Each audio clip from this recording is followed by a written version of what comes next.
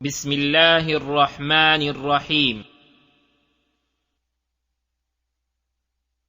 الدرس الأول: حروف الهجاء المفردة.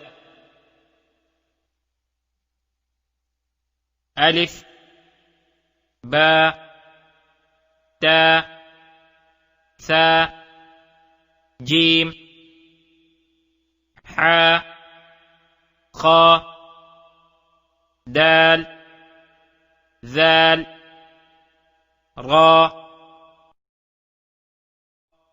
زا، سين، شين، صاد، ضاد، طا، ظا، عين، غين، فا،